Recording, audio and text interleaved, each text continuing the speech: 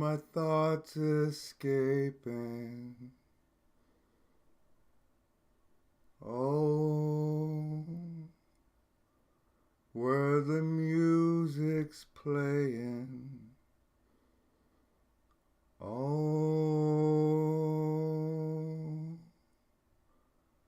where my love lies waiting.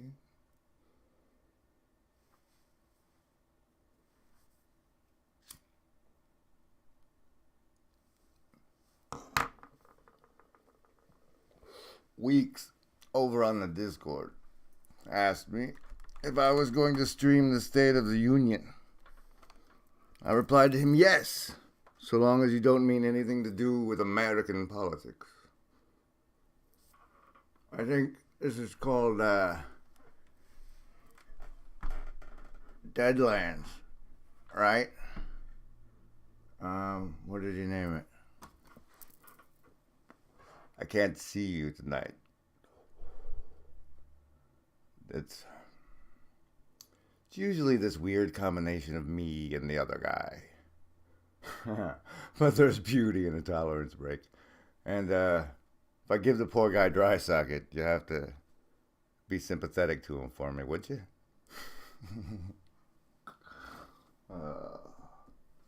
If he objects at any point, he has to remember that he asked for it by the thing that terrifies him even more than hell.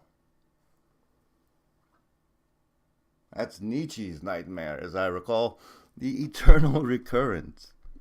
So if you don't stop fucking up, you'll never stop fucking up.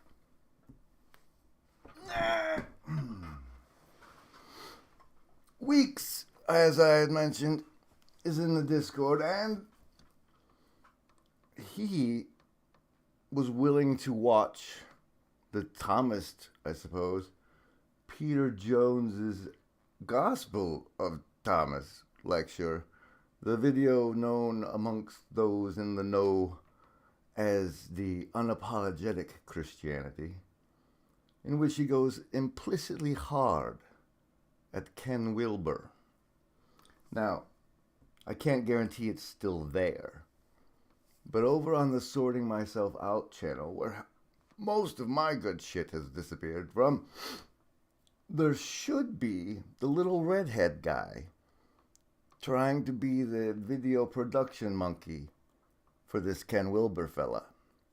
You see, that's the lobster monkey thing, ladies and gentlemen. For any of those of you not following, indicates that it's a skill hierarchy. Lobsters for the hierarchy, monkey for the skill. You can be a Discord lobster monkey, a streaming lobster monkey. If it's a skill and you're somewhere on a hierarchy of competence at it, use the lobster monkey, baby. There I am. Oh. When I came through during this one's poisoning in the park on that mountain in Portland, there was these two trees, and as the sunlight cast through them, there was a banner, gateway. I guess it was probably those two that the Masons are all obsessed with, right? Maybe it's the portal Raj saw on his trip. The portal floating right behind Weinstein. Oh, you know, there's no reason. There's no reason that me and Brett and Eric can't do a watch party of Rats of Nim together. Fucking telomeres. Okay, so your first clue is that the Aboriginals called this the Long Dream. And I mentioned that Ken Wilber fella, because he's getting old as crap and decrepit. And somebody asked, what do you think will happen when you die? And he said the most beautiful of things. I think I'll keep dreaming. So if this reality is a place held together by the collaborative oppositional processes of the dream catcher, then mind control becomes terribly important because of the Deadlands effect. And I'm going to assume no one here knows, and like I'm telling somebody. Anyway, Deadlands is a tabletop role playing game about an alternate timeline where and the I fell in love with alternate timelines with Crimson Skies, which is where I met Love Monk. Actually, you guys don't know him. He's an England fella. I used to play Jumpgate with.